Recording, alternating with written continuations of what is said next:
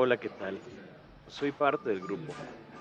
Quisiera contarles una historia que me pasó. Tal vez crean que es una exageración, pero todo sucedió con 28 personas de testigo, aunque fue hace como 19 años. Cuando estuve en el ejército de Ecuador, en la brigada de Selva Cóndor número 2. Hoy ya totalmente disuelta y cambiada. En ese entonces estábamos en una patrulla de largo alcance por la selva del sector Tiputini. Nuestro instructor, un indígena Shuar, con grado de sargento de Fuerzas Especiales de Selva y Guía, junto a un oficial de apellido Álvarez, teniente, nos comandaban.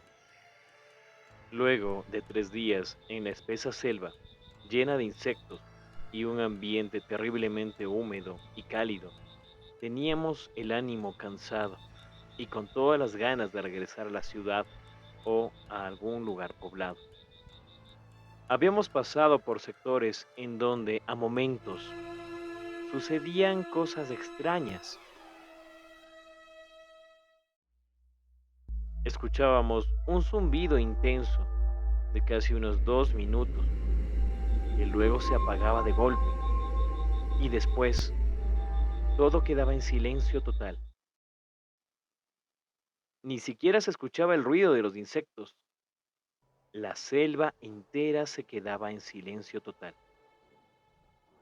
Solo se escuchaba nuestras respiraciones y cuando alguien del grupo iba a gesticular algo, nuestro instructor nos hacía señales de quedarnos quietos y con la orden de permanecer agachados y en silencio igual que la selva. Todo terminaba cuando los ruidos de la selva volvían. Solo entonces avanzábamos. La verdad ahora me suena algo gracioso, pero en ese momento no lo fue, se los aseguro. Y digo gracioso porque había dos comandos paracaidistas, boinas rojas del grupo número 11 de Selva Napo en esa patrulla. Se supone que eran gente sin miedo, pero no, todos fuimos presa del miedo. Y creo, por eso, nadie contó lo que pasó allá en ese lugar, por vergüenza. La charruna se lo podría definir como un críptido dentro de la tradición oral andina. Está presente en las leyendas desde la selva de Bolivia, Perú y Ecuador sobre todo. Sin embargo, existe también narrativa en otras regiones de Sudamérica. Lo más importante de conocer acerca de esta extraña criatura pues es su comportamiento. Es muy diferente en cada una de las ocasiones. En algunos casos se lo pinta como un ser malévolo, atemorizante, al cual no debes acercarte. En otro de los casos se lo define como un protector de la naturaleza, una especie de ente que se encarga de limitar el acceso de los depredadores. En este caso estamos hablando de depredación forestal o de depredación de recursos naturales, que pues lo puede realizar o lo realiza normalmente el ser humano. Continuamos avanzando por la selva que cada vez parecía ponerse más y más espesa.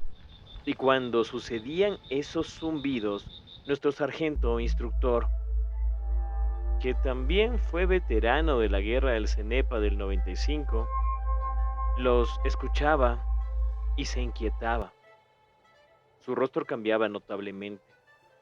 Luego miraba en todas las direcciones desesperado y simplemente se agachaba, tanto que apenas se le podía ver entre las hierbas, y hacía obligatoriamente que todos nos agacháramos igual que él. Incluso hacía que el teniente se agachara.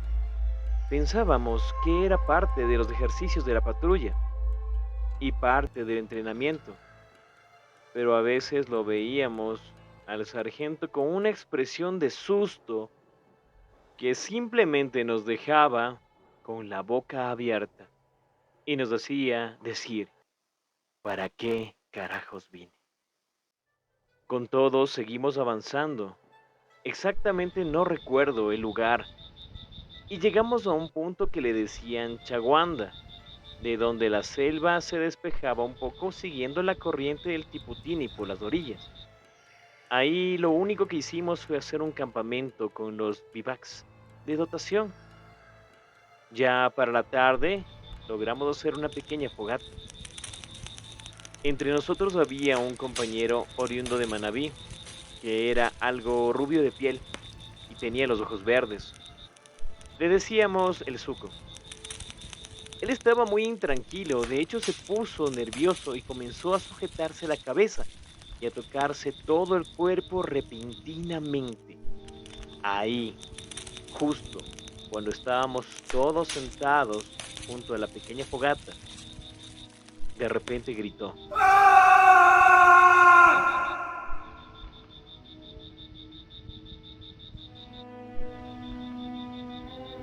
Y bueno, lo único que nosotros hacíamos era reírnos. Sabes el trato que hay en el ejército y comenzamos a molestarlo con cosas como, uy, qué miedo, ahora te coge el duende y te carga el cuco del monte, entre otras cosas de mayor calibre. Esto era cosa de las 5:30 de la tarde. Ya era medio oscuro en la selva. Hay días en que oscurece más temprano y más en ese lugar no teníamos luces grandes, más que nuestras propias lámparas personales de larga duración. Y fue tanto que le estábamos molestando que de repente se tiró al suelo y se puso a llorar y decía que no quería irse. Y sus pies se levantaron como si alguien le estuviera sujetando y se lo estuviera cargando. Para decir la verdad, solo atinamos a reírnos. De forma nerviosa y no hicimos nada, nos quedamos congelados.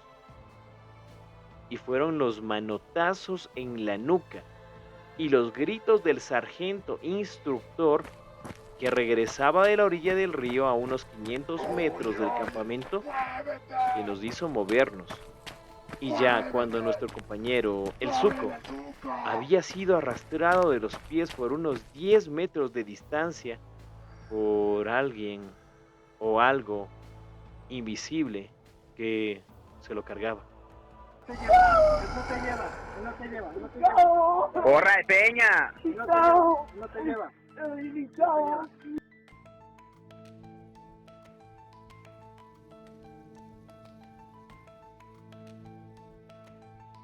Ven, ya,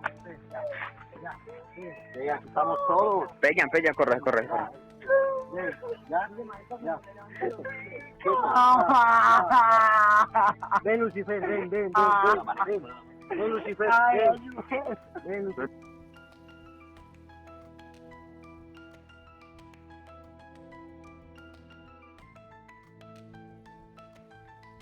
¿Dónde está? ¿Dónde está parado? Está allá atrás, mi cabo. Ahí pasa, acá pasa en el celular. Ahí.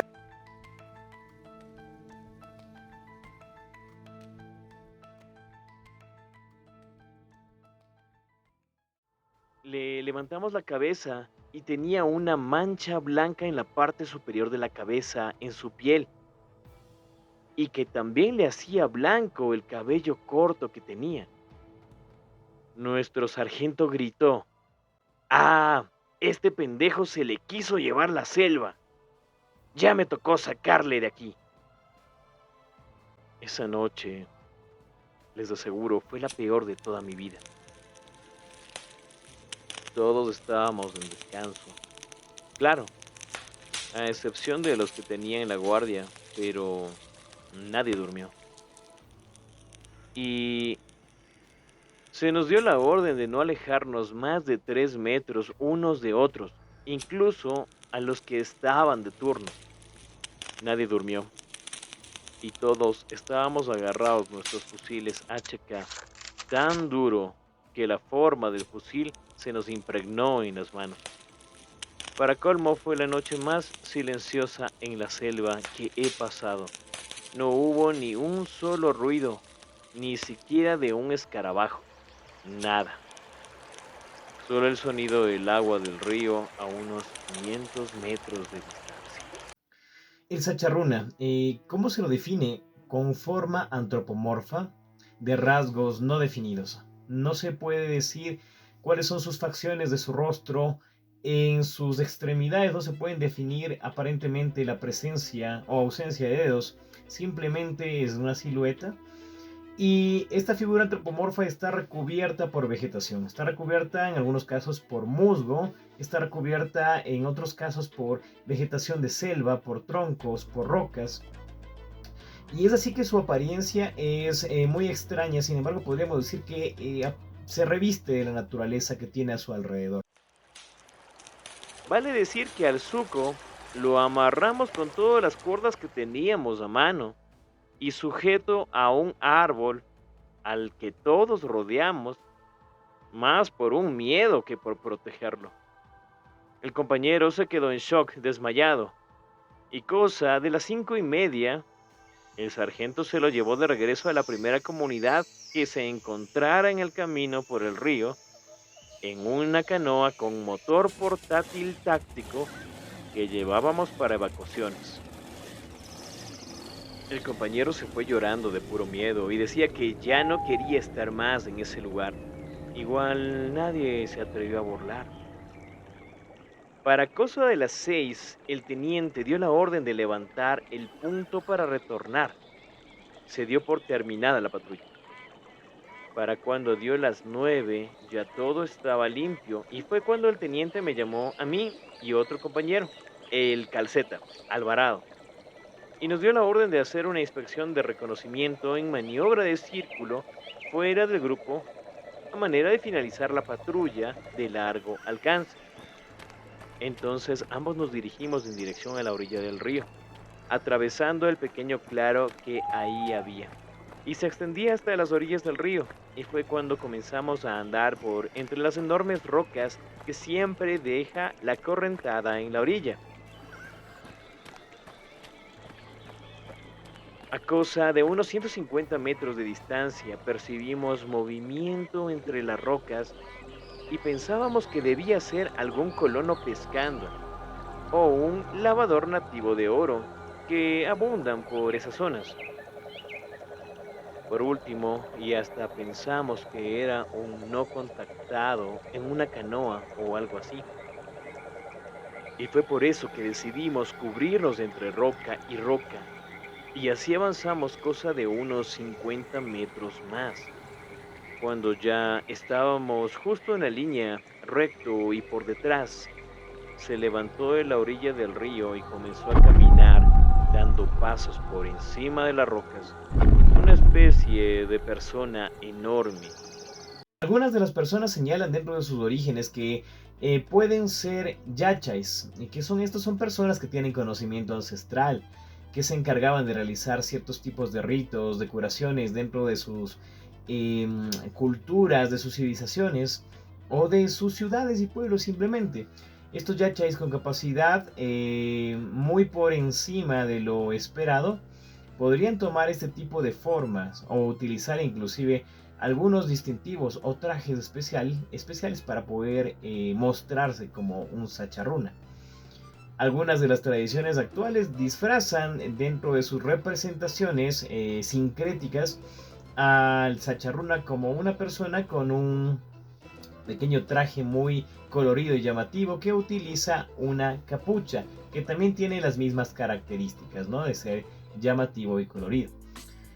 Sin embargo, otro de sus orígenes señalaría que esta criatura no correspondería a un ser humano, sino que sería algo más, o tal vez lo señalan como aquella esencia propia de las montañas, propia de los sectores naturales, especialmente de las selvas, que tomarían una forma para cumplir con un objetivo o con una misión. Y lo que le cubría era una especie de piel o traje. En comparación, era similar al traje de camuflaje de los francotiradores, pero solo que este parecía piel natural y tenía una estatura enorme para ser un colono o un narco contrabandista o un lavador de oro. Para nada. Para nada se parecía a eso. Nunca pudimos verle el rostro con exactitud, ni tampoco manos o dedos. Estaba muy lejos para eso. Y tampoco parecía tener dedos, solo le distinguimos una forma humana. Tampoco sabíamos si era hombre o mujer. Estaba cubierto de algo que parecía musgo que le colgaba desde la punta de la cabeza hasta los pies. Y además tenía ramas y hojas adheridas, y hasta incluso troncos medianos y rocas, todo enredado en esa especie de pelaje que parecía más vegetal que animal.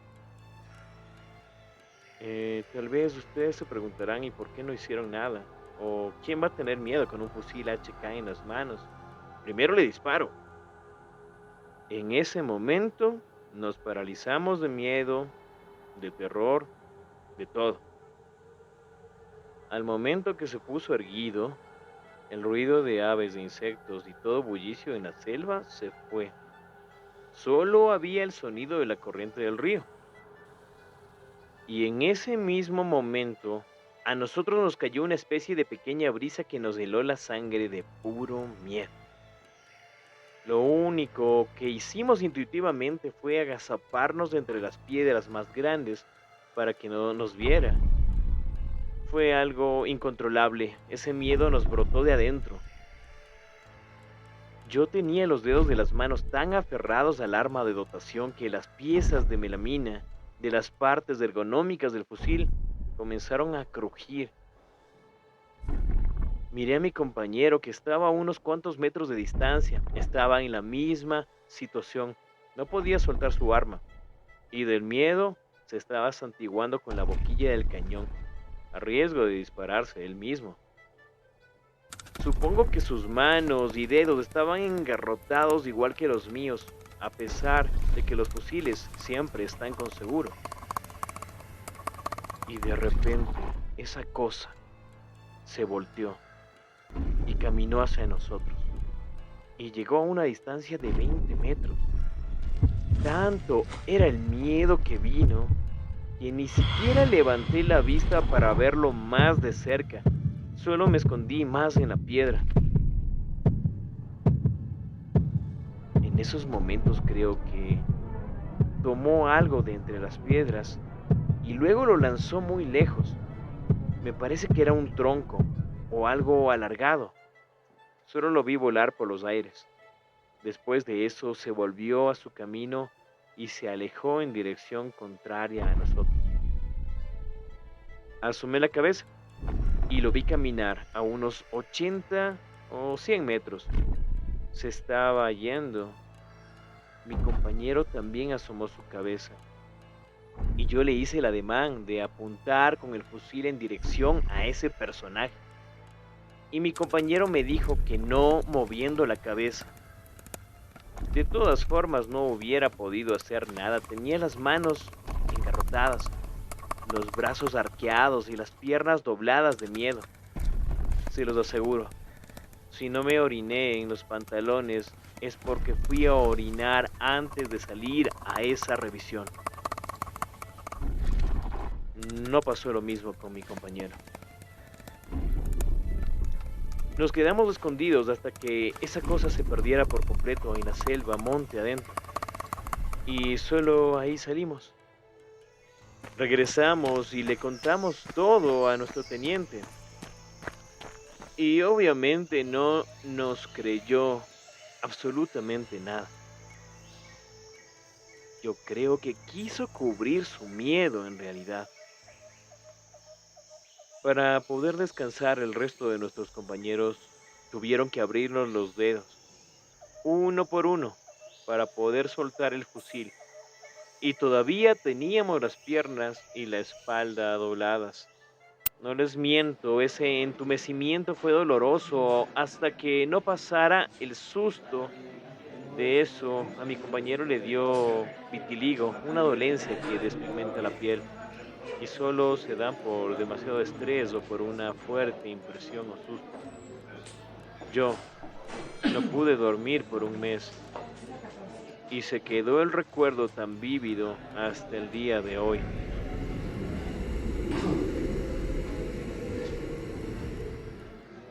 uno de nuestros compañeros nos dijo que habíamos llegado con un rostro tan descompuesto que pensaron que teníamos la cara quemada o alguna herida en la misma.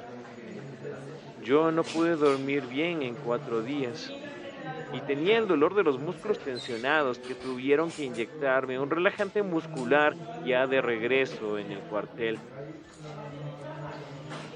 Como última acotación y después de unos 2 años ya fuera del ejército, le conté esta misma historia de lo que sucedió a un amigo de nacionalidad Shuar muy cercano, como motivo de una visita que hice a su comunidad hasta ese entonces, pues no le había contado a nadie eso. Y él me dijo que lo que podía haber visto en esa locación remota era un Sacha Runa de la selva. Y por demás que estaba seguro luego de escucharme con detalle lo que viví en ese momento. El misterioso zumbido, el silencio total de la selva y lo que sucedió a uno de los que en ese momento estaban conmigo. Además me comentó que esos eran espíritus Osupai que siempre están cerca o acompañan al Sacharruna y que verdaderamente fue pura suerte que nosotros lo hayamos mirado primero antes que él a nosotros. De lo contrario no sabe lo que hubiese sucedido. Y él pensaba que posiblemente nos estuvo acechando en todo momento, pero no se decidió a hacer nada por suerte y terminó yéndose. Eso me dejó desconcertado. ¿Cómo se ha mostrado? Pues algunos encuentros con los seres humanos, las personas que han realizado o han sido testigos de su presencia, lo señalan como un ente atemorizante al cual le tienen bastante respeto y del cual procuran huir muy pronto, ya que la tradición oral dice que enfrentamientos directos pues son causa inmediata de muerte.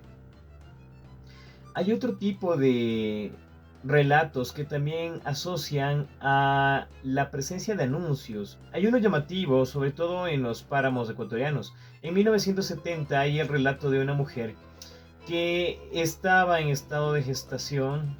Ella realizaba recolección de mortiño en los páramos de la región andina. Es una actividad económica y una actividad muy común. Esta mujer se da cuenta de que había un ser alto, aproximadamente una media de 2 metros o un poco más, totalmente cubierto de musgo, al cual no le podía realizar una definición clara de rasgos faciales o inclusive de sus extremidades, pues tan solo podía tener una apreciación de que era un hombre cubierto de musgo. Más allá de la impresión que tuvo en primer momento, lo que le llamó la atención fue el ademán que este ser realiza, que fue exactamente este. Toma su mano derecha, la eleva y con su mano izquierda sostiene un poco más abajo del nivel de su muñeca. Después de realizado este gesto, la criatura continúa con su camino hasta perderse en el horizonte de visión de esta persona. Meses después de esta mujer, una vez se encuentra ya en la sala de partos, pues tiene la novedad al darse ya el parto en la atención de su bebé, que su bebé nace con un defecto aparentemente congénito, según lo que anuncian los médicos que lo atienden, en el cual su pequeño, su bebé, no tiene esta mano. Nace sin esta parte de la extremidad